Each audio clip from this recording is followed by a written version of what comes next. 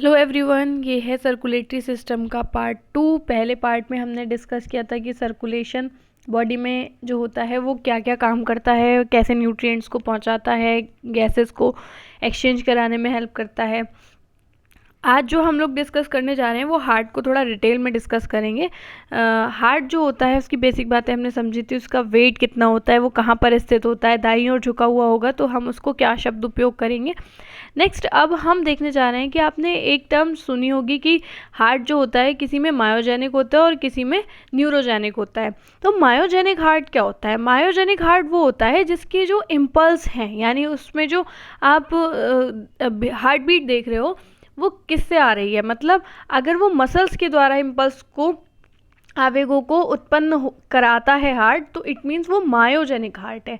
और जबकि अगर इम्पल्स ब्रेन के द्वारा भेजे जाते हैं और तब हार्ट जो है वर्क करना शुरू करता है, तो इसको हम कहते हैं न्यूरोजेनिक हार्ट। न्यूरोजेनिक हार्ट जिसमें आपका ब्रेन नर्वस सिस्टम से इम्पल्स प्राप्त करता है या ब्रेन से इम्पल्स प्राप्त करता है।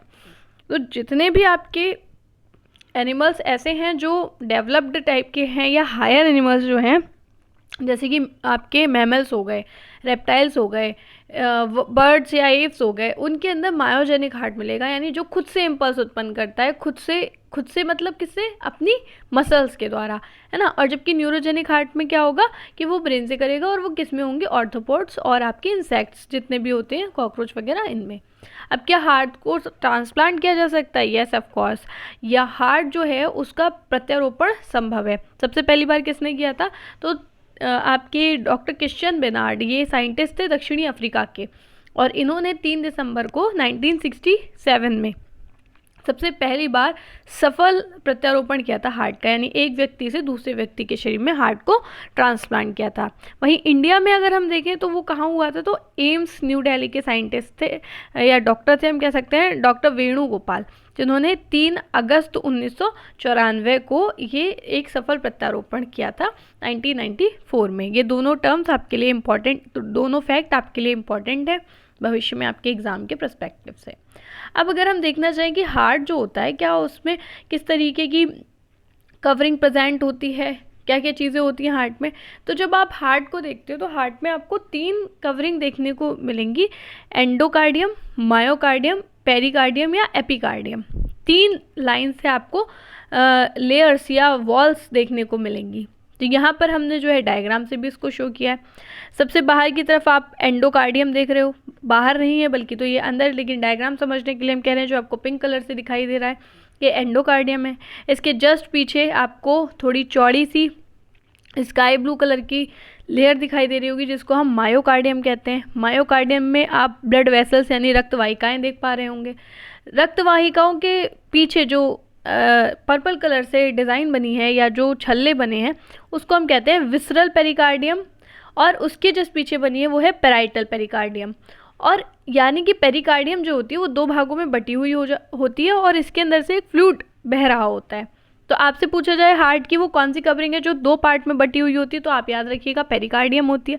इसके अंदर स्पेस होता है बीच में, और वहाँ से एक द्रव बहता है जिसे हम कहते हैं पेरिकार्डियल स्पेस फ्लूइड, जो बीच से उसके बाहर से एक लिक्विड या आप कह सकते हो एक द्रव निकलने की स्थान वहाँ पर प्रेजेंट होता है।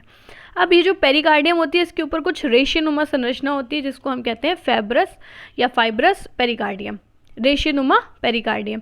तो हमने देखा एंडोकार्डियम को, हमने देखा मीजोकार्डियम को, मायोकार्डियम को। मायोकार्डियम के अंदर ब्लड वेसल्स प्रेजेंट थी।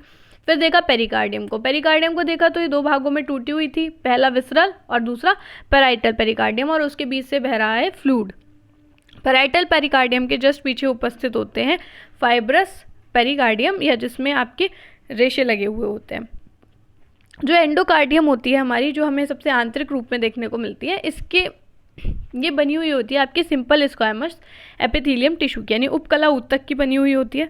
मायोकार्डियम जो होती है ये बीच की जो है वॉल है, या हम कह सकते हैं आपकी मध्य की वॉल या भित्ति देखने को मिलेगी, जिसमें कार्डियक मसल्स होती हैं।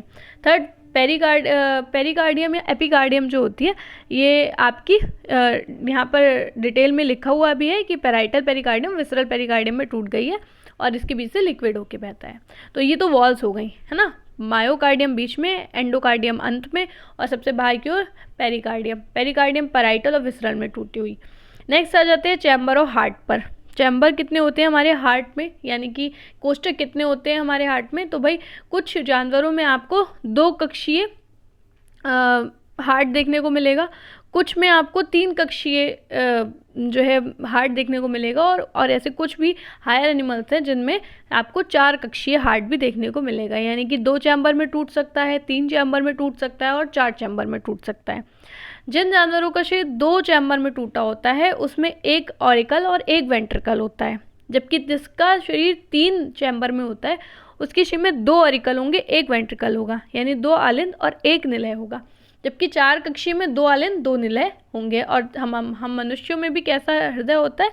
तो 4 कक्षीय टाइप का होता है, यानी कि 4 चैम्बर होते हैं हमारे हार्ट के। भाई कॉकरोच में पूछा जाए तो भाई उसके हार्ट में बहुत सारे ब्लॉक्स बने हुए होते हैं, तो लगभग 13-14 खंडों में उसका जो हार्ट होता है वो डिवाइडेड रहता है। अब सेप्टम क्या होते हैं? सेप्टम ऑफ हार्ट देखते हैं।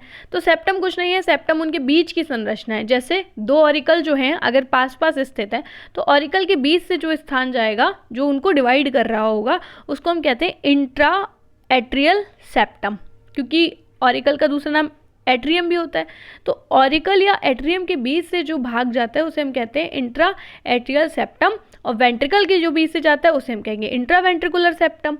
अब रही बात ऑरिकल और वेंट्रिकल के बीच में जो सेप्टम होगा उसे हम कहते हैं एट्रियल वेंट्रिकुलर सेप्टम। ठीक है, तो 2 आलिंद के बीच में होगा तो इंट्रा एट्रियल सेप्टम, 2 निलय के बीच में होगा तो इंट्रा वेंट्रिकुलर सेप्टम, आलिंद और निलय के बीच में होगा तो एट्रियल वेंट्रिकुलर सेप्टम।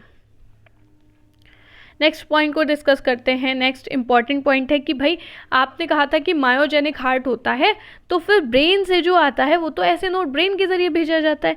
तो यहाँ पर क्या होता है? अरे कुछ नहीं, ये हमारा हार्ट अगर ब्रेन हमारे हार्ट पर इम्पल्स को ना भेजे तो हमारा हार्ट की जो मसल्स हैं वो उसकी स्पीड को या हार्ट बीट को बहुत ज़्यादा बढ़ा देंगी।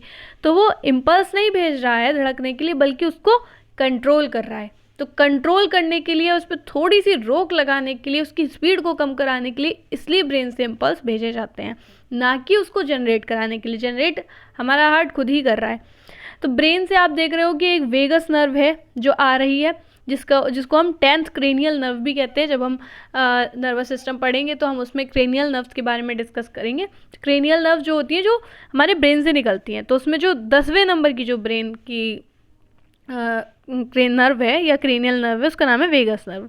वो हार्ट पर जा करके क्या करती है? हिट करती है और ऐसे नोड को जो है प्रभावित करती है ना। अब आप यहाँ पर पहले कुछ चीज़ें समझिए कि कौन सी चीज़ कहाँ पर स्थित है।